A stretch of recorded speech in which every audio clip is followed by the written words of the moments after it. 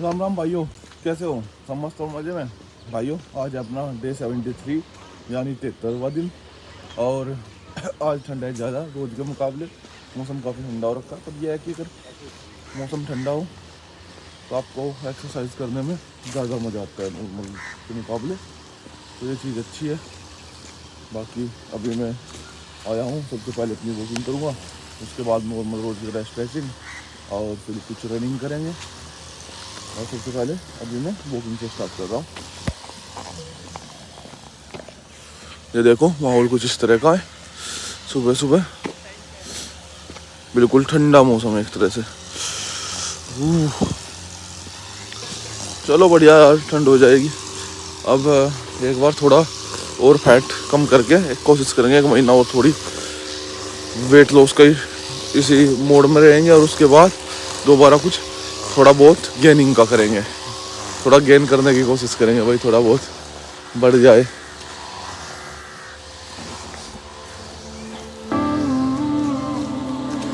हाँ, जनवरी से मानो दिसंबर जनवरी तक फैट लॉस वाली कंडीशन में, और उसके बाद जनवरी से थोड़ा वो करेंगे, मतलब बढ़ाएंगे दोबारा बल्किंग।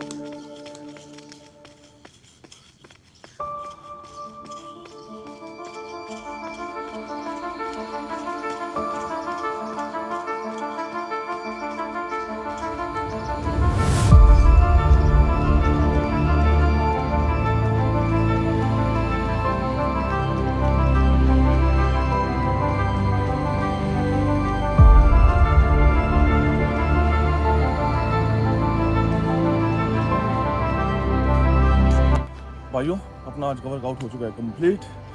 अभी मैंने वर्कआउट कंप्लीट किया, रनिंग की। अब अपना घर चलेंगे, खाना वाना खाएंगे, और उसके बाद फिर अपना काम धंधा देखते हैं। चलिए दोस्तों, मिलते हैं।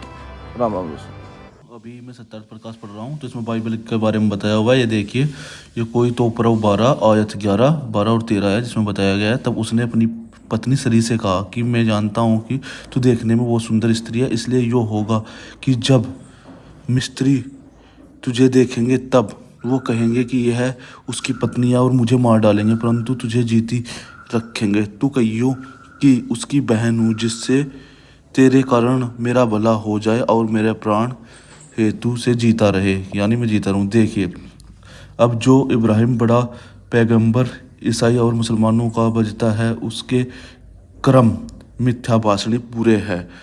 अपनी पत्नी का पतिव्रते धर्म भंग करा के वह विचारणी करता है, भला ऐसे जिसके ऐसे पैगंबर हो उसको विद्या और कल्याण मार्ग कहाँ से मिल सकता है।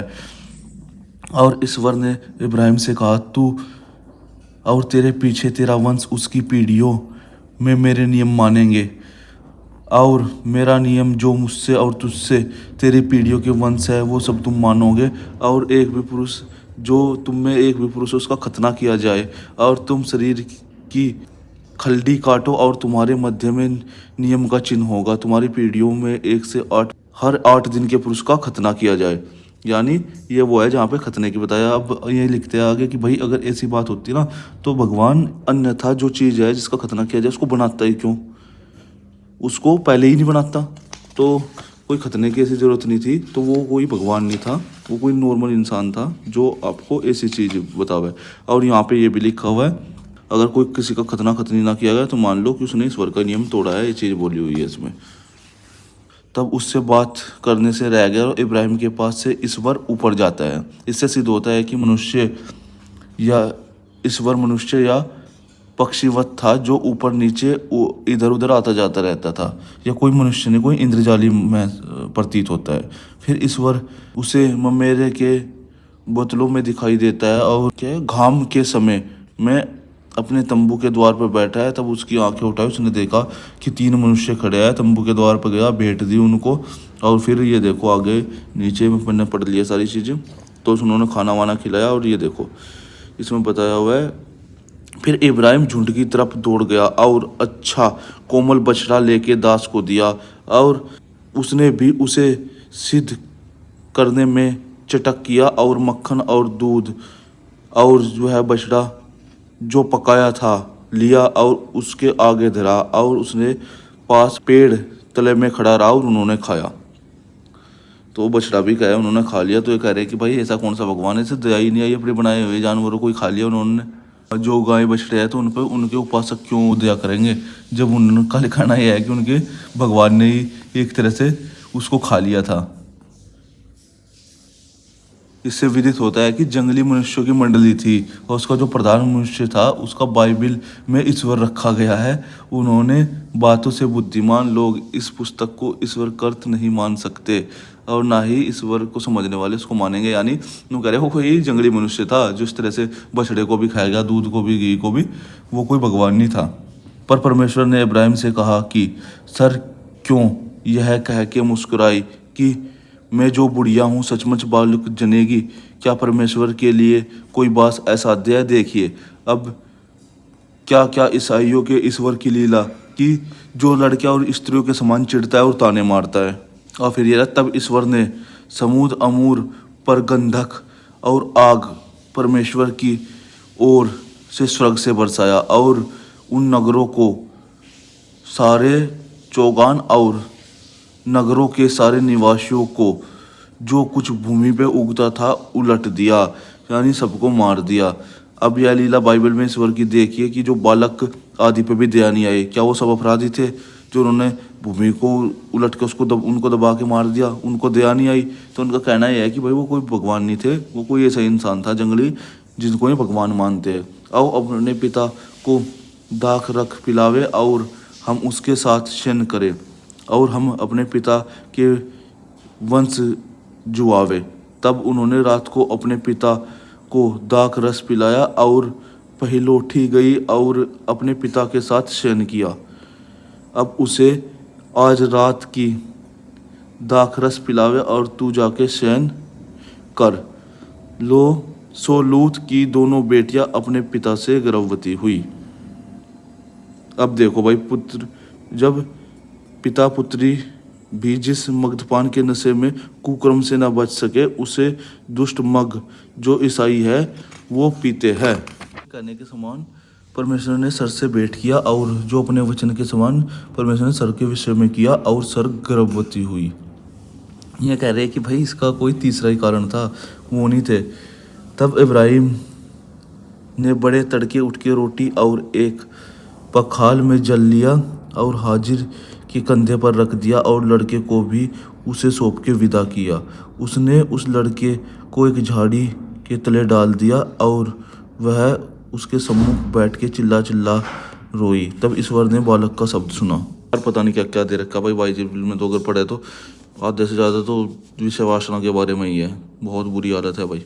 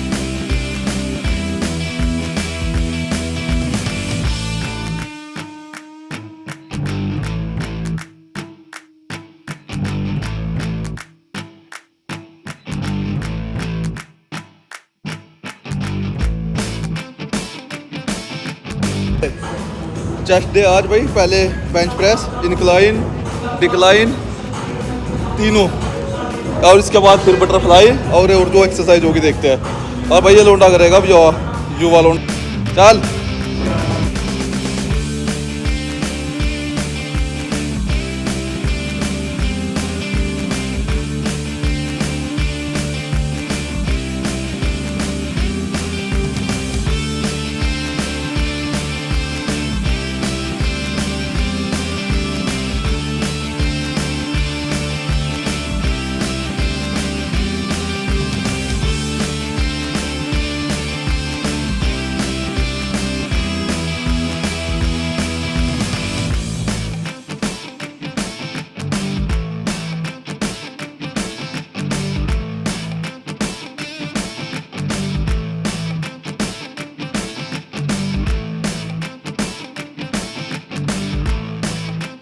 भाइयों, तीनों बेंच प्रेस करने के बाद अब हम कर रहे हैं बटरफ्लाई।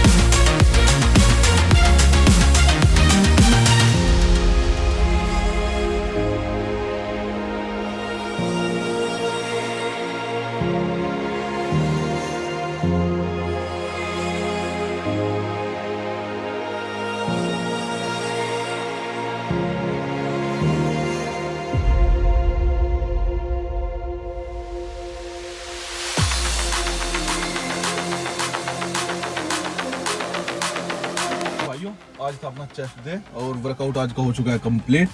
वर्कआउट करने में आया मज़ा, क्योंकि अब मौसम हो गया ठंडा तो कोई दिक्कत नहीं होती वर्कआउट करने में।